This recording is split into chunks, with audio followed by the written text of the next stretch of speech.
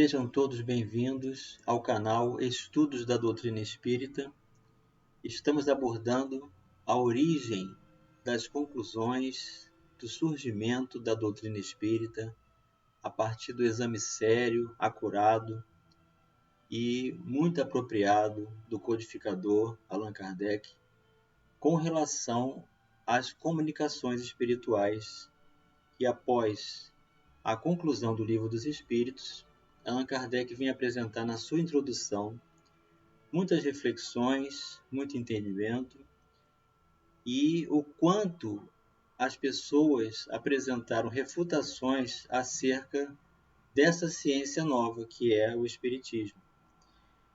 E nessa introdução que vamos abordar hoje, Allan Kardec faz uma menção muito especial porque ele mesmo afirma que estas merecem até uma certa consideração por apresentarem fundamentos, apesar de que ele também vai nos esclarecer que não se justificam, que é o fato do médium, ao se comunicar, estar tirando exclusivamente de si mesmo todos os recursos que ele possa estabelecer como veículo de expressão e também pela possibilidade do médium, a pessoa que está apresentando a expressão da comunicação, trazer dos registros dos pensamentos do cosmos, do espaço ilimitado ou de pontos indefinidos sem considerar a individualidade. Então ele tem apresentações bem apropriadas para nos auxiliar nesse entendimento. Acompanhe aqui comigo. É a introdução número 16. Resta-nos ainda examinar duas objeções, únicas que realmente merecem este nome, porque se baseiam em teorias racionais. Ambas admitem a realidade de todos os fenômenos materiais e morais, mas excluem a intervenção dos espíritos. Então veja que é uma proposta em que a refutação até apresenta a ideia de que existe um fundamento na comunicação, mas que elas não são de origem, a fonte não são os espíritos. Segundo a primeira dessas teorias, todas as manifestações atribuídas aos espíritos não seriam mais do que efeitos magnéticos. Os médiuns se achariam no estado a que se poderia chamar sonambulismo desperto, fenômeno de que podem dar testemunho todos os que hão estudado o magnetismo. Nesse estado, as faculdades intelectuais adquirem um desenvolvimento anormal. O círculo das operações intuitivas se amplia para além das raias da nossa concepção ordinária. Assim sendo, o médium tiraria de si mesmo, e por efeito da sua lucidez, tudo que diz e todas as noções que transmite, mesmo sobre os assuntos que mais estranhos lhe sejam quanto no estado habitual. Não seremos nós quem conteste o poder do sonambulismo, cujos prodígios observamos, estudando-lhe todas as fases durante mais de 35 anos. Então veja que Allan Kardec tem por objeto de estudo o magnetismo, ou a abordagem do sonambulismo, como forma alterada de expressão da personalidade. Concordamos em que, efetivamente, muitas manifestações espíritas são explicáveis por esse meio. Contudo, uma observação cuidadosa e prolongada mostra grande cópia de fatos em que a intervenção do médium, a não ser como instrumento passível, é materialmente impossível. Aos que partilham dessa opinião, como aos outros, diremos: vede e observai, porque certamente ainda não vistes tudo. Opor-lhes-emos, em seguida, duas considerações tiradas da própria doutrina deles. De onde veio a teoria espírita? É um sistema imaginado por alguns homens para explicar os fatos? De modo algum. Quem então a revelou? Precisamente esses mesmos médiuns, cuja lucidez exaltais. Ora, se essa lucidez é tal como a supondes, Por que teriam eles atribuído aos espíritos o que a si mesmo auriam?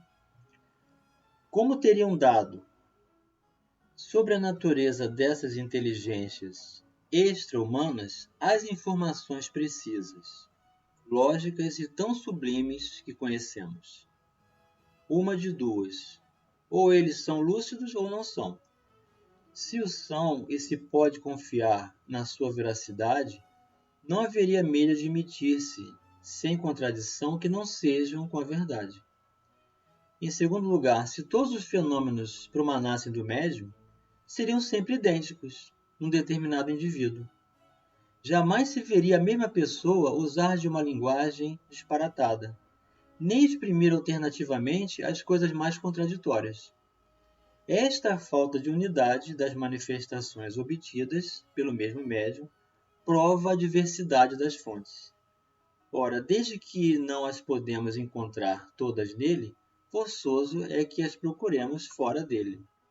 Então aqui está a primeira refutação, muito bem respondida, porque se toda a fonte da doutrina viesse do próprio médium, ele repetiria esse mesmo conteúdo e apresentaria o mesmo estilo o tempo todo.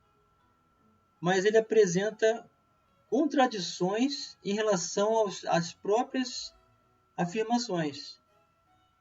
Ele apresenta diversas características de personalidades e estilos diferentes. Então, apesar da participação existir em uma parcela mediúnica, o que sempre acontece, o médium apresentar a sua parcela de conteúdo na comunicação, pois os espíritos tiram de nós o que nós temos para oferecer, a potencialização dos valores e os estilos apresentados não pertencem ao médium. Isto prova que a fonte não é única, não é do médium, mas de todo um conjunto de diversidades, de individualidades que se apresentam no mundo espiritual. Segundo outra opinião, o médium é a única fonte produtora de todas as manifestações, mas em vez de extraí-las de si mesmo, como pretendem os partidários da teoria sonambúlica, essa anterior que já vimos, ele as toma ao meio ambiente. Quer dizer, agora eles vão admitir que as comunicações são registros que estão por qualquer parte do espaço que podem ser assimilados. O médium será então uma espécie de espelho a refletir todas as ideias, todos os pensamentos e todos os conhecimentos das pessoas que o cercam. Nada diria que não fosse conhecido, pelo menos de algumas destas. Não é lícito negar-se, e isso constitui mesmo um princípio da doutrina, a influência que os assistentes exercem sobre a natureza das manifestações. Esta influência, no entanto, difere muito da que supõe existir, e dela a que faria do médium um eco dos pensamentos daqueles que o rodeiam. Vai grande distância, porquanto milhares de fatos demonstram o contrário. Há, pois, nessa maneira de pensar grave erro, que uma vez mais prova o perigo das conclusões prematuras. Sendo-lhes impossível negar a realidade de um fenômeno que a ciência vulgar não pode explicar, e não querendo admitir a presença dos espíritos, os que assim opinam o explicam a seu modo. Seria especiosa a teoria que sustentam, se pudesse abranger todos os fatos, ou seja, seria enganosa, seria falsa. Tal, entretanto, não se dá, quando se lhes demonstra até a evidência que certas comunicações do médium são completamente estranhas aos pensamentos, aos conhecimentos, às opiniões, mesmo de todos os assistentes. Que estas comunicações frequentemente são espontâneas e contradizem todas as ideias preconcebidas. Eles não se embaraçam com tão pouca coisa. Respondem que a irradiação vai muito além do círculo imediato que nos envolve. O médium é o reflexo de toda a humanidade, de tal sorte que, se as inspirações não lhe vêm dos que se acham ao seu lado, ele as vai beber fora, na cidade, no país, em todo o globo e até nas outras esferas. Não me parece que em semelhante teoria se encontre explicação mais simples e mais provável que a do Espiritismo, visto que ela se baseia numa causa bem mais maravilhosa. A ideia de que seres que povoam os espaços e que, em contato conosco, se comunicam seus pensamentos, nada tem que choque mais a razão do que a suposição dessa irradiação universal, vindo de todos os pontos do universo, concentrar-se no cérebro de um indivíduo. Ainda uma vez, é este ponto capital sobre que nunca insistiremos bastante. A teoria sonambúlica e a que se poderia chamar refletiva foram imaginadas por alguns homens. São opiniões individuais criadas para explicar um fato, ao passo que a doutrina dos espíritos não é de concepção humana. Foi ditada pelas próprias inteligências que se manifestam, quando ninguém disso cogitava, quando até a opinião geral a repelia. Ora, perguntamos onde foram os médios beber uma doutrina que não passava pelo pensamento de ninguém na Terra. Perguntamos ainda mais, por que estranha coincidência milhares de médios espalhados por todos os pontos do globo terráqueo e que jamais se viram, acordaram em dizer a mesma coisa?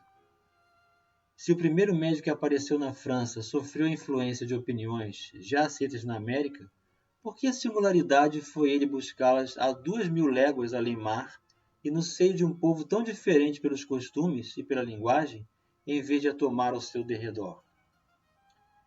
Também há outra circunstância em que não se tem atentado muito. As primeiras manifestações na França como na América não se verificaram por meio da escrita nem da palavra, e sim por pancadas concordantes com as letras do alfabeto e formando palavras e frases. Foi por esse meio que as inteligências autoras das manifestações se declararam espíritos.